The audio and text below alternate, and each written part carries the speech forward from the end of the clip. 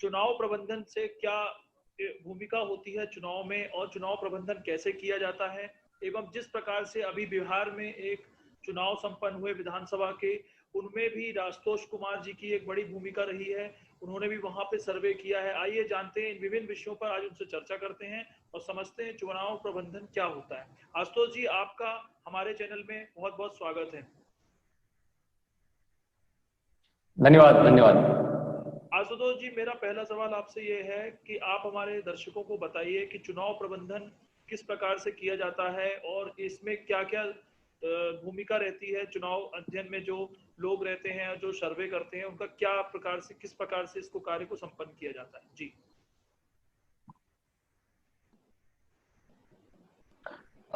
जी निश्चित है। देखिए 2014 के बाद का जो इलेक्शन था वो एक अलग प्रकार से होता था, और 2014 के बाद का जो इलेक्शन है वो एक डिफरेंट मोड में आ गया है। और ख़ास तौर से ये जब से कोविड आया है उसके बाद तो इलेक्शन का जो कैंपेन का मोड है वो बिल्कुल ही चेंज हो गया है। और इसी दौरान बहुत सारी टेक्नोलॉजी जो है वो आई है, तो उन टेक्नोलॉजी का भी उपयोग जो है चुनाव के प्रबंधन में होने लग गया है।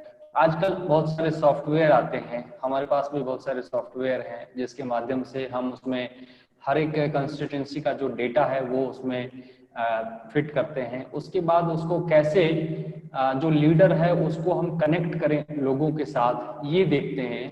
तो द्विवेदी जी, ऐसा है निश्चित रूप से अभी खास तौर से जो चुनाव कैंपेन 2014 के बाद का जो कैंपेन है, चाहे अमेरिका में हो, चाहे यूरोप में हो या इंडिया में हो, उन सारे कैंपेन में एक अलग तरीके से टेक्नोलॉजी का जो है इन्वेंशन हुआ है और उसका उपयोग बहुत ज्यादा हो रहा है। जी इसका जो प्रबंधन है, आप जो सीसैप, जो आपका एक फर्म है जिस पर आप पूरा राजनीतिक प्रबंधन करते हैं, चुनाव का प्रबंधन करते हैं, तो अगर हम अपने दर्शकों को बताना चाहें तो किस प्रकार से आप इसका इनिशिएट करते हैं, कहाँ से इसकी शुरुआत होती है, और हमारे दर्शकों को बिहार चुनाव जो एक अभी संपन्न हुआ है उसमें सीसैप की क्या भूमिका रही है वो भी थोड़ा सा बताएं।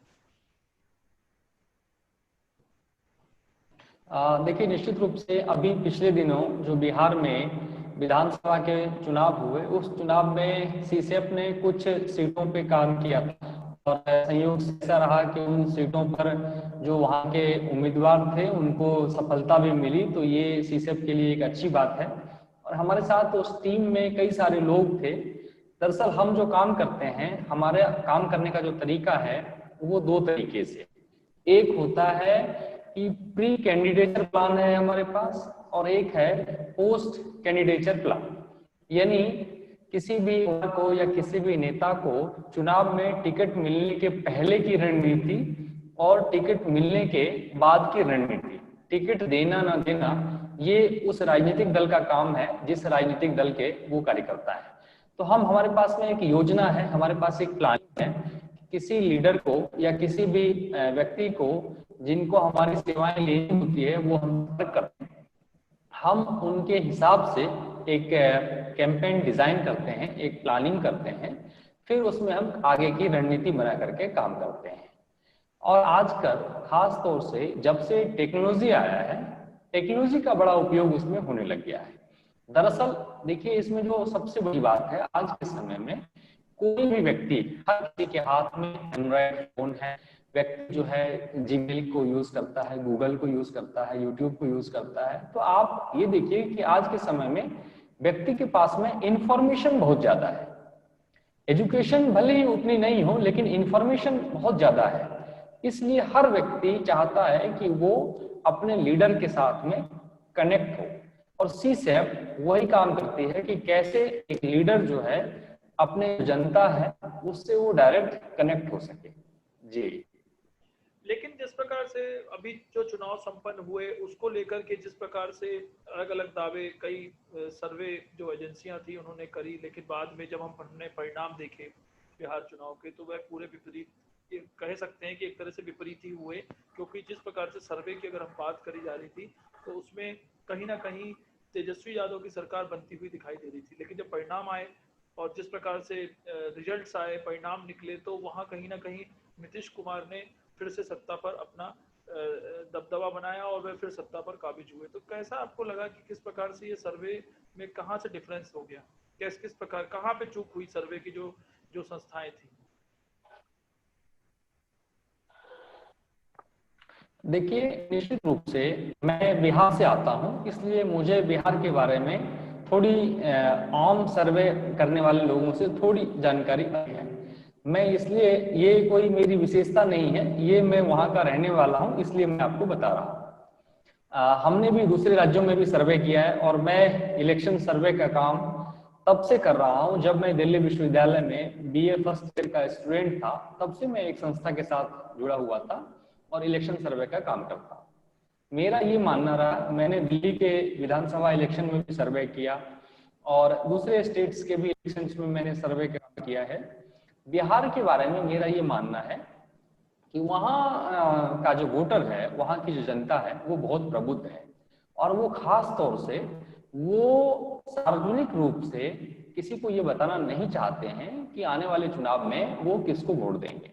आप वहां के मतदाता से अगर मिलेंगे तो कोई भी पार्टी के लोग जाएंगे, उनसे मिलेंगे, हाँ हाँ आप ही को चुनाव में वोट देंगे। लेकिन वहां पर राजनीति में जातीय समीकरण का बड़ा महत्व है, और हर राजनीतिक दल में जातीय समीकरण को लेकर के वो एक सोशल इंजीनियरिंग बनाते हैं, जिसके कारण ये अनुमान लगाना एक बाहर के व्यक्ति का वहां जाकर के कि किस तरीके से क्या पोल होगा, ये कहना बड़ा कठिन होता है। जैसे सीसेप ने भी बिहार विधानसभा चुनाव में एग्जिट पोल किया। सीसेप ने 19,600 लोगों के पोल कराए, और उसमें सीसेप ने कहा कि एनडीए की सरकार बनेगी। लेकिन हमारा जो आंकड़ा था सीसेप का, वो थोड़ा और ज्यादा था। हमने दिया था कि 138-40 के आसपास एनडीए की सीटें रहेंगी।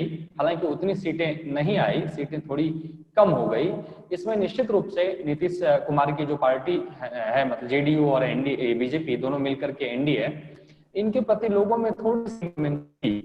लेकिन तो दूसरे सर्वे करने वाले लोग थे, वो कहीं ना कहीं किसी न किसी प्रभाव में आकर के, या वहां के लोगों का जो मत रहा, ओपिनियन रहा, उससे प्रभावित होकर के उन्होंने कहा कि आरजेडी की सरकार बनेगी या महागठबंधन की सरकार बनेगी। लेकिन सीसेप ने पहले ही कहा था कि एनडीए की सरकार बनेगी। जी।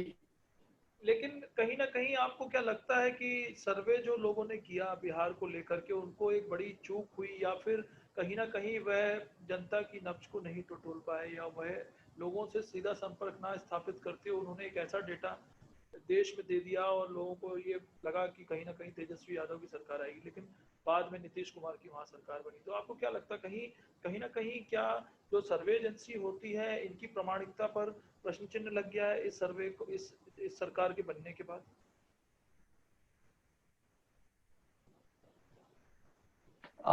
देखिए, ऐसा तो नहीं कह सकते हैं कि उस पर एक प्रश्न चिन्ह लग गया है, क्योंकि पहले भी सर्वे हुए हैं। आप देखिए कि लोकसभा चुनाव में भी बहुत सारे एजेंसियों ने सर्वे किया। अब मैं किसी का नाम नहीं लेना चाहता, और उनके कई जो एजेंसीज हैं, उनके परिणाम जो है काफी हद तक सही भी आए। और ऐसे ही देखिए, मैंने आपको अपने इसमें पहले ही कहा कि बिहार का जो मतदाता है वो बहुत ही प्रबुद्ध मतदाता है। वहां का एक छोटा व्यक्ति भी, 18-20 साल का व्यक्ति भी, उससे आप किसी भी चीज के बारे में पूछेंगे तो वो आपको बताएगा, और तुरंत वो गूगल करके उसको कंफर्म करेगा कि ये सही है गलत है। तो आप अंदाज लगा सकते हैं वहां का जो मतदाता है वो कितना प्रबुद्ध है, कितना समझदार है, कितना सचेत है। कुछ हद तक राजस्थान के मामले में भी मेरा यही मानना है। वहां के लोग भी देखिए, चुनाव से पहले, ठीक चुनाव से पहले आप देखिए, वहां एक ट्रेंड रहता है कि इस बार बीजेपी आई तो अगली बार कांग्रेस, अगली बार फिर बीजेपी। मतलब वहां का मतदाता ये चाहता है कि कैसे भी करके डेवलपमेंट हो, विकास हो। बिहार में भी ठीक इसी तरीके से बिहार का जो मतदाता है, वो उन्होंने 15 साल जो कह सकते हैं जो लालू का एक रीजन था, वो वास्तव में थोड़ा गलत था। उसका जो प्रभाव है वो आज तक है, और उससे तेजस्वी जो है वो उभर नहीं पाए। हालांकि तेजस्वी ने बड़े अच्छे ढंग से उन्होंने कैंपेन किया, युवा है, डिप्टी सीएम रहे हैं बिहार के, और जो एजेंसियों ने जो कहा था कि उनकी सरकार बनेगी, तेजस्वी यादव फिर से जो है लीड करेंगे, उसमें थोड़ी सी कहीं ना कहीं चूक हुई। और दरअसल मैं इसके लिए एजेंसियों को कसूरवार नहीं मानता हूं। मेरा ये मानना है कि वहां के जो मतदाता है वो आखिरी दम तक कह सकते हैं कि अपने पत्ते नहीं खोलते हैं, करते कुछ है और कहते कुछ है और करते कुछ है। इसीलिए उन्होंने मतदान किसी पार्टी को दिया और जो सर्वे वाले थे उनको उन्होंने बताया कि हम अमुक दल को वोट देंगे। तो ये इस प्रकार से रहा।